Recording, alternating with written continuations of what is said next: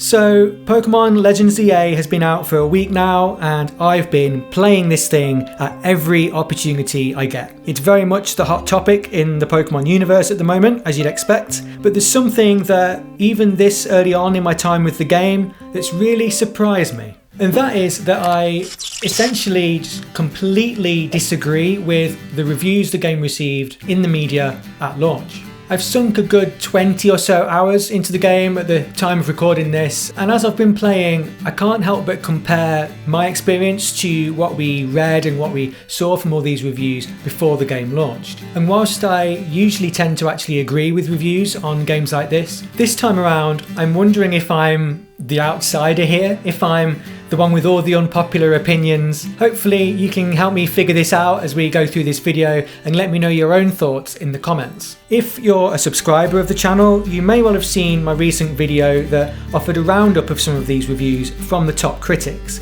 comparing those to the reviews that Pokémon Scarlet and Violet and Pokémon Legends Arceus received when they first launched. If not, I'd recommend it. I hope you find it interesting. But in the Legends Z-A reviews that we looked at, there were two common themes that just came up again and again. Now, thoughts on these weren't quite unanimous as such, but they really weren't far off, and it's these 2 points that I just don't agree with. And they are how the setting of Lumiose City was viewed by critics, and the new battle system, which obviously has been a huge talking point. I'll get onto the battle system soon, but first let's dive into the game's location, the setting, Lumiose City.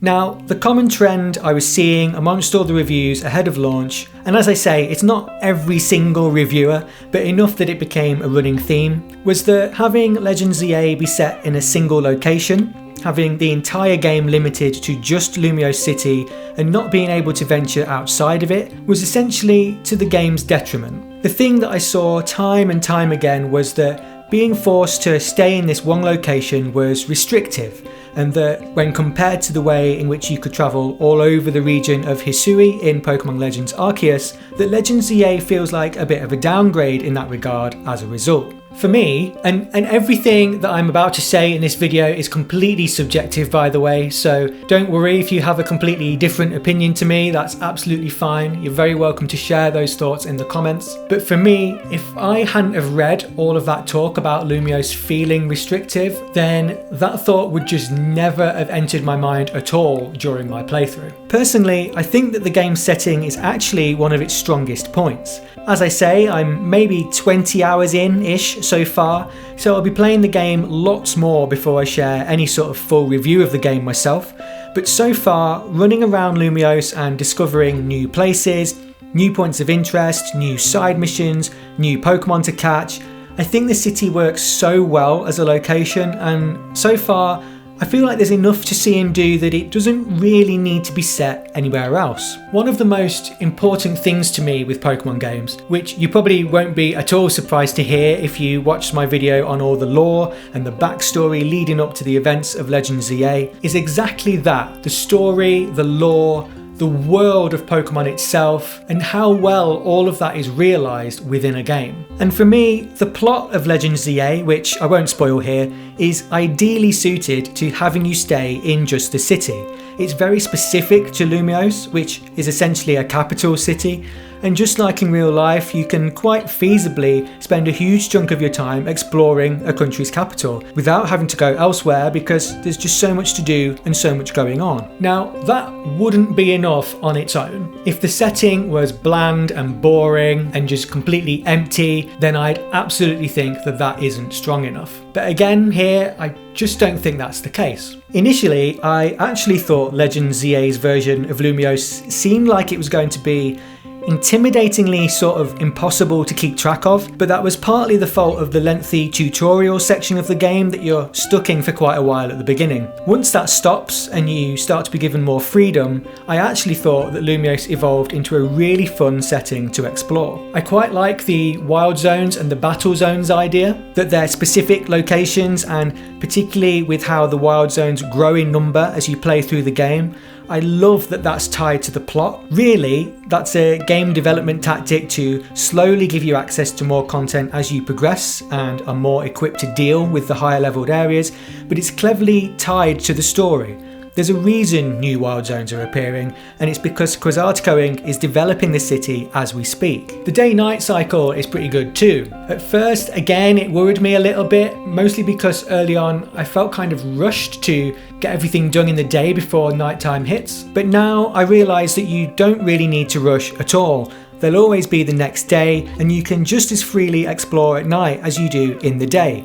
And you should, because some things are slightly different overnight and it's worth exploring again. I'd really like to share a full, very long, very in-depth review of the game at some point, which I'll talk about at the end of this video. And because of that, I'll shut up about Lumiose for now. I'll get deeper into it then. But for now, my early impression is that it's not perfect. The city can feel a bit samey at times, and I still think it's a huge shame that we just can't enter many buildings for a change of scenery in modern Pokemon games. But Lumiose is a lot of fun to explore. The people and Pokemon inside it are genuinely great to interact with, and I personally don't feel any need for the game to really go further out. It makes a lot of sense to be contained to the city, and I take this densely populated singular location over what I felt was a very large but also very empty and bland setting that we saw in Scarlet and Violet, for example. Make sure to let me know how you feel about it in the comments. But before you go and do that, let's talk about the battle system. Okay, this one's a little bit more...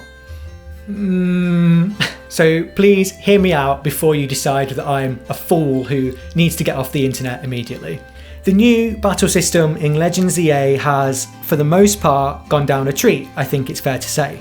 As you'll know if you've played the game, Legends Z-A ditches the usual turn-based battles that we've had in Pokemon since forever, and has replaced that with a fast-paced, real-time battle system that really does change quite a lot about how battling works. Now, the reviews that I discussed in the review roundup video were really heaping praise onto this battle system, and we were sort of getting the impression that the battle system was very much the standout feature, the real highlight of Legends Z-A that perhaps pushed reviewers to go up a point in their scores and feel generally more positive about their time playing the game. I'll be as clear as I can here. I don't hate it. Actually, it's not even that I dislike it at all. It's not that I disagree with. It's more that I feel the new battle system has quite clear pros and cons to it that have left me a little bit torn on it. And if I was reviewing the game, which hopefully I will eventually, I wouldn't hold the battling in quite the same standout, absolute game highlight kind of way that a lot of other reviewers have. Let me explain. For me, the battling has really taken quite some time to really click with me. Weirdly enough, as long as the game's opening tutorial type section felt, it didn't really go into battling tactics and technique all that much, so you are sort of left to just figure it out, and for quite a while it just sort of felt like a frantic rush to mash buttons and get as many attacks off as possible. Over time, I feel like I've slowly but surely started to see that there's obviously more to it than that, and I feel like I am appreciating it more and more with each passing hour or two of gameplay. I actually think that battling the new Rogue Mega Evolved Pokemon for the first time unlocked something in my brain.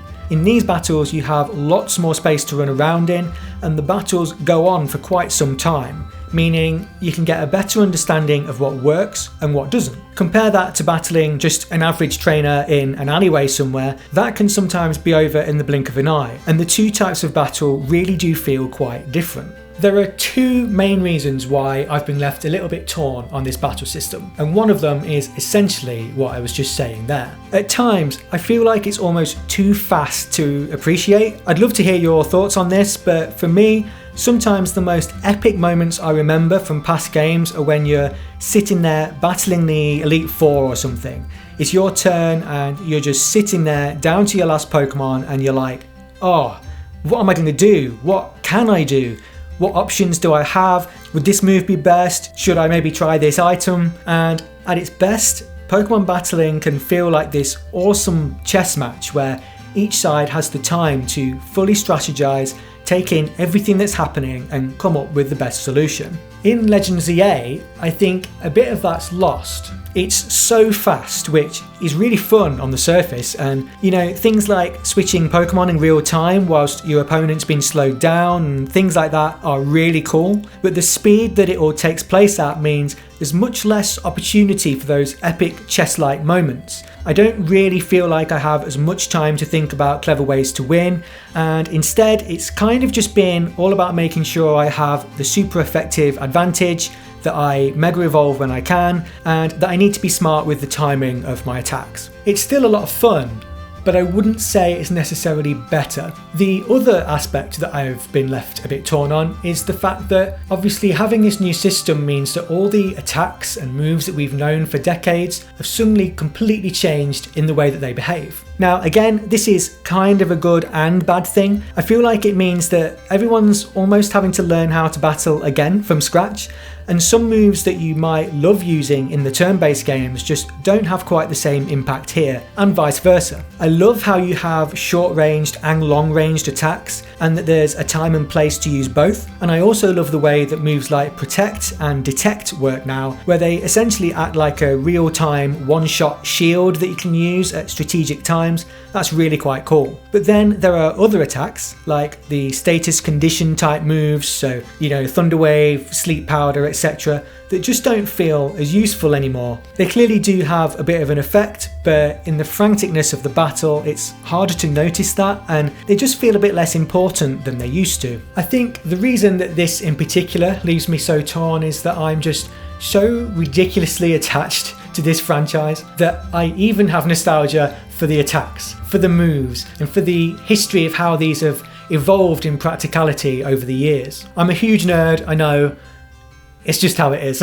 I would love to dive into both of these topics, and indeed the entire game, in much more detail. So I am considering sharing what will probably end up being the longest, most in-depth, most thought out and considered review of the game on the entirety of the internet. Once I feel like I've played enough of the game to deliver a video that's worthy of your time. Obviously, lots of people have already started playing it by now. The media reviews and the early YouTuber reviews have been out for some time, so I feel like there might be a very limited audience for this idea. So please do let me know if you have any interest in hearing me waffle on for ages about every aspect of this game and giving it a thorough sort of definitive review. It'd be a huge task, so I kind of only want to commit to doing that if you guys actually care about it and want to see it. Otherwise, for any new visitors to the channel, please do consider hitting that subscribe button if you enjoyed the video. It is free, it really helps me out, and it also ensures that you'll see all of the future Legends Z-A videos and more that I have in the pipeline. I'm working on some really fun ideas at the moment that I'm hoping to have out in the next couple of months. Be sure to check out these recent Legends Z-A videos of mine if you haven't already. The recap video in particular has been super popular and I've received so many lovely comments about it, so thank you so much for that. And that is about it. So thank you very much for watching. I will see you in the next one.